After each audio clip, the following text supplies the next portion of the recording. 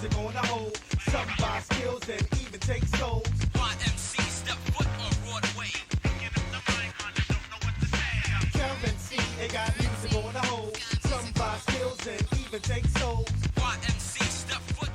So what we're going to show you right now is what the Serato graphic interface looks like when you first fire up the program. And as long as your USB wire is connected, this is what you'll see. You'll see the interface for the left turntable and the right turntable. When you load a song, this is basically what it looks like. You can, whatever's in orange is what you're selecting, and you can drag, click and hold and drag your selection right onto the deck, and then it loads it. And then same thing for that. And that's what it looks like. And when you're using it,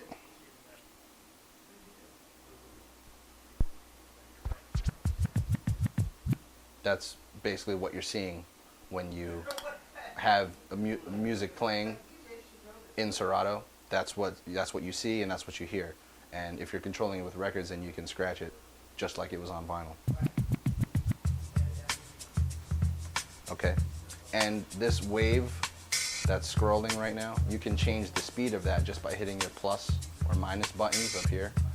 You can make it faster or slower. Okay, and that's a pretty decent speed, so we'll use that.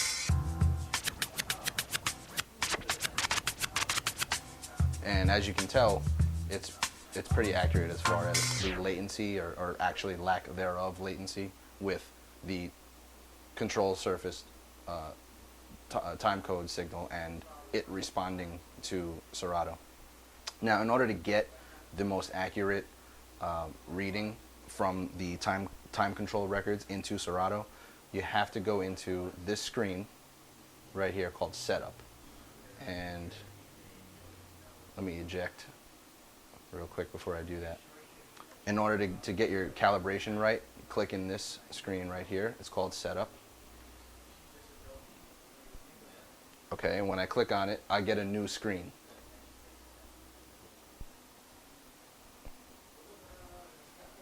Okay, you can pull back a little bit. Okay, so this is your basic calibration screen, and whether you're using records or CD players, this is how the calibration screen should look. When you hit play on the control surface, you should see a circle kind of like that. Now, what you're seeing right now is kind of fuzzy in the bottom right corner. That means that the record is starting to wear out. And if you flip your record over or just move to a part of the record you don't play that often, it instantly clears up. Okay? So that's closer to what it should look like. And the idea, the goal, is to get as close to a perfect circular shape as possible. And you can change the calibration settings here with your left and right balance and your PA balance. So you can make it you can make it a tall egg or a flat egg if you want, depending on how you set it. But the most accurate setting for Serato is as close to a perfect circle as you can. Now this setting does more of a diagonal adjustment, left or right, like so. Is that coming out good? Okay. And your goal is to make it as close to a perfect circle as possible. And if you can you come in tight on that? It says 100% right here. That's great. That's ideal. Sometimes it'll dip like that to 96 or so. As long as it's staying in the upper 90s or 90 to 100%, you're doing pretty well. And if you're noticing that it's looking like this, then that means your record, your control record is starting to wear out, and it's time to either flip it over, or if both sides look that way, then you got to get new records. And they're not that expensive. They're like $10 a piece. So again, if you're seeing this, then you kind of want to move to a less played section of the record or not. And we're going to show you how, if your record is really worn out, there's options of play where you don't have to use that section that's worn out. So another adjustment that you always have to be mindful of is your threshold, and it's a slider that you can adjust this way by clicking and holding it, and that threshold is sort of a sensitivity to movement and how far it responds, or how far it advances the record. So if you have the sensitivity set all the way to the right, it's the least sensitive. And what happens there is, even if you move the record just a tiny little bit, it doesn't really pick up that movement. And that's great for club settings where it's very loud and the bass vibrations would cause the sensitivity to go up. And you don't want Serato to get confused and pick up every bass vibration as you trying to move the record, because what ends up happening is the record moves without you really wanting it to. So the farther to the right you are, the less sensitive it is to the control signal, and vice versa. All the way to the left, it's extremely sensitive. So the ideal area, especially if you're playing out at a gig, is around the middle, somewhere between 48 and 36, minus 48, minus 36, I'm sorry. And this, pretty much gives you a really good control over the record, how tight you can move it, and it doesn't pick up too much vibration. And I'll load a track and I'll show you exactly what I'm talking about. Okay? And I flip back and forth between those screens just by clicking on setup. That's it. So I have a track loaded in here, and I'm going to hit play. Now, when I have the sensitivity to the middle, and anywhere from the middle to the left, it's very sensitive. It's pretty much like it's on vinyl.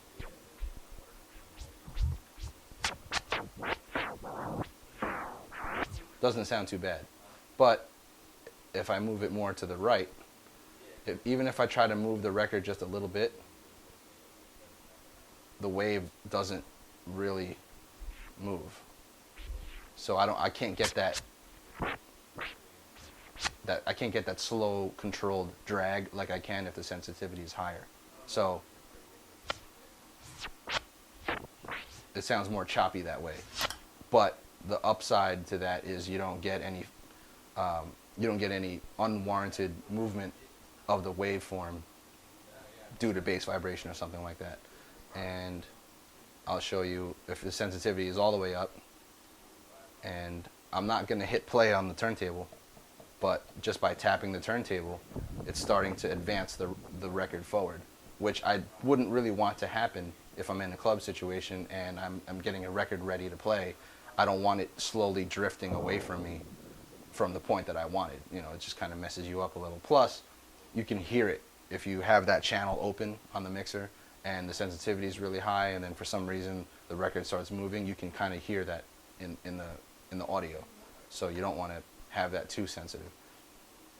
Easiest way to get the right setting, especially if you're out at a club, is to put the needle on the record, but don't let it play. Just let the needle sit on the record and make sure the platter is not moving, and click this estimate button right here. Okay? When I click it, it estimates the sensitivity to different places. I click it a few times just for good measure. And if it hovers around 36 every time you estimate it, then that's probably a pretty good setting. Same thing for this side. Just drop the needle on and hit estimate a few times, and that's fine. You don't have, if you click it just once, you're not going to get exactly what you want. You want to click it a few times and just kind of take the average of it. And you can still adjust it and slide it. If you feel you want a little bit more sensitivity, you can slide it and adjust it. Okay, so there's that. And if you want to take a record and unload it, just hit the eject button, which is here. So you can drag to load them in and then eject if you want. Okay, so there's the calibration for the turntables. When you use CD players, it pretty much looks exactly the same with the circles, but your main difference with using turntables and using CD players is your input line level control. When I'm using turntables, I have to make sure phono is highlighted. If I'm using a CD player, then I have to select line, because it's a different type of line level signal coming out of the unit, whether it's a turntable or a CD player. For our purposes today, we're going to use a turntable and phono. Now this right here, can you see that? Okay. This right here is called the USB buffer size latency. And basically what this is just the buffer setting between what is happening on the control record versus what happens with Serato, how it reads what's happening to the control record. The higher the buffer setting, the more there's a delay between what's happening with the control record and what's actually happening in the program. So if your computer is fast enough, strong undetectable, if you have enough RAM, you can bump this all the way to the left for the lowest latency possible, which is almost undetectable, pretty much. I use it on that setting, been using it for years, and it's great. I don't really have any complaints about it. The more that you increase the buffer setting, the more there's a delay. So if you scratch, you're going to feel a minuscule millisecond kind of delay with what you're doing to the record and what's actually happening audio-wise. But if your computer has to run with a higher buffer setting, then this is where you change that. And then whenever you change it, you have to click apply. So it will, so that setting, takes effect. But I choose, my computer can handle it, so I slide it all the way to the left. Now for playback, can you see those words there? Okay. Yeah, as long as you can get that whole menu right there. You got that? Good, okay. Now, these settings here are just the general options for what you see in Serato. Track end warning, all it means is that it flashes the screen when you're near the end of a song. So I'll just load a song and put it near the end.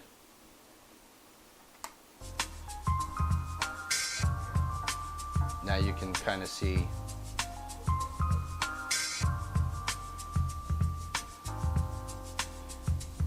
it's starting to flash.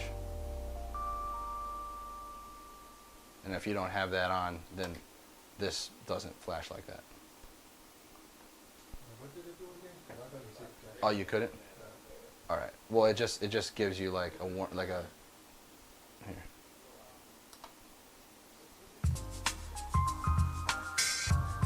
If you're up here, see how this is just stay solid? Can you see that in the camera? Yeah. Okay. Do that again. Oh, yeah, okay. Can you see that? Like, Now I can see. I was too far out. oh, okay. Sorry. I should have told you I was going to do that. All right. So, can you see this still? Or no? You have to zoom in and then zoom back. I can see that. Okay. So this track end warning option here, if you have this checked, when you're near the end of a song, what will happen is the virtual deck will start to give you just this, a flashing sign, a signal that you should pay attention because the track is coming to an end soon. So when that's engaged and you have a track loaded, while it's playing normally, there's this progress bar here just kind of tells you how much of the track has been played already, and it doesn't flash at all. Okay? No matter how far along you are in the song, it won't flash until you get to within, I would say, the last maybe eighth of the song or so.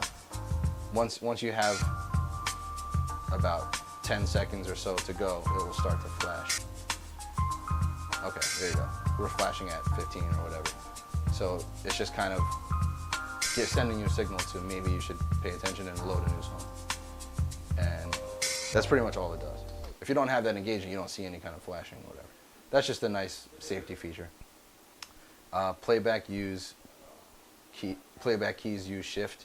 There's a couple of shortcut keys that are also letters on the keyboard. So when you, in order to protect yourself from hitting a shortcut while you're playing, and then potentially doing something you don't want to do to the music, you can engage that. So any shortcut you have to do, you have to hold down the shift key and do that as well.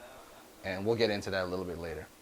Lock playing deck, I don't engage that personally, but you can if you want to. It is a good safety feature. What that means is that you cannot unload a track unless you stop it completely. So if I load this, I can't eject it. Can you see that? I'm trying to eject it and it's not letting me until I stop it and then let it eject. That prevents you from ejecting a song before stopping it. And sometimes when you're in the mix and you're mixing records and slamming them back and forth, you might get a little confused between what you want to load left and right. So while that's loaded and you have that engaged, you can't eject it by accident unless you stop it. And also, I don't think you can, yeah, there you go. Also, what that feature protects you from is loading something that by accident in the wrong deck. So I'm trying to load something into here and it won't let me load it until I stop that record completely. Then it allows me to load it, okay? So those are just nice safety features, but I don't have that engaged only because I don't always need to have it stop to load a new song. Sort cues chronologically, that's a more advanced feature which we'll get to. Use auto gain. If you engage that, then it brings every track that you load up to a certain gain level, and you can set in this little drop down menu, I don't know if you can see that, you can set what, how high of an auto gain you want it to bring the track to. But I don't really use that because I want to be in control of that. Every time I load a track, there's a little gain knob in the setups in the virtual deck screen up here, and whenever you load a track, the gain setting is remembered for that track, but you can change it here. And if you need to bump it up or turn it down, you can do that on this knob, and it will remember that setting until the next time you change it. Hi-Fi resampler, which I do have checked, is a new feature for Serato 1.8, and everything that I'm showing you now is in Serato 1.8. The lower versions of Serato don't necessarily have the same exact options, but they do have most of the general ones. So, do you even hear that or not really? Them laughing? Yeah, okay. Okay, so this hi-fi resampler, I don't really, I don't know if there's a major difference between the sound quality of the older versions versus the new ones that have this option, but I have it engaged anyway just to get a fuller, crisper sound if that's what it's going to offer me. And onto this side, play from start. I have that engaged because I want every track I load to be loaded up from the beginning, and I'll show you why that you need that as an option once we get to the different modes that Serato works in. Instant doubles is also a handy feature for doing double up tricks and beat juggles, because once you load a song into one deck, while it's playing, if you load that song into the other deck, it will bring you to the exact same point that the other record is at, the first one. So whichever record is playing, whichever one gets loaded in as a copy of that record, it brings it to that same exact point. And play from first cue point is something I don't have engaged because I don't always have a cue point set for all the songs I'm playing. But what that option gives you is as soon as you load a track, whatever first cue point you set for that song, that's what it loads the track to. And I'll show you how that works, because you can't really do that unless you on a real record unless you use a sticker, and we're going to show you how cue points are kind of used as stickers in that sense. This break only works for internal mode in Serato. It doesn't have anything to do with using a record or a CD player. which we'll show you in a moment. For this audio output section, you have two choices, either mono or stereo. I usually have mono selected because you never know how a sound system is connected in a club environment, and also if you're playing in different places all the time, you're not sure if they set it up correctly for the stereo left and right to be matched to the room correctly. So I just leave it on mono so that in case for some odd reason the club or bar or lounge you're at doesn't have both channels running in the club, you might only be getting half of the song coming out of the speakers. So I just leave it on mono. But if you know you're in a very professionally set system, then you can choose stereo, and it definitely will sound a little bit better, but mono is just kind of safer because, you know, especially if you don't know what you're dealing with. So those are the playback options for what's happening to the audio when you play it. Now this vinyl control menu allows you to do certain things with the vinyl in the program, and these are new features too for Serato 1.8, and you can adjust loops that you set with the vinyl. If you don't have that connected, if you don't have this option checked, then you can't adjust your in and out points of your loops with the vinyl. I'm not sure why you wouldn't want that, but with CD players, I'm not sure if this actually makes any sense. And next song on flip, that sounds a little bit too, like too much out of your control to me, so I don't ever really deal with that. On this side, the needle drop is a very new feature that only works in relative mode, which we'll show you. And I'll come back to this screen in a minute. Now, this vinyl start offset, this is where you can control where your control signal begins to be read from. If you leave it at 0, then it starts reading the control signal from the very beginning of the record. But if you increase it to 1 minute, 2 minutes, 3 minutes, and so on, it won't start reading the time code until that moment in the record. Now remember, on this control record, can you see that? Can you see the bands? Now on the control record, it gives you thick bands that you can easily see, and the bands correspond to what minute you're at on the control record. So this first thick band is 0 to 1 minute, okay, and then 1 to 2 minutes, 2 to 3, 3 to 4, 4 to 5. So so the first 5 minutes, and then it goes all the way to 10, and I'll show you with a record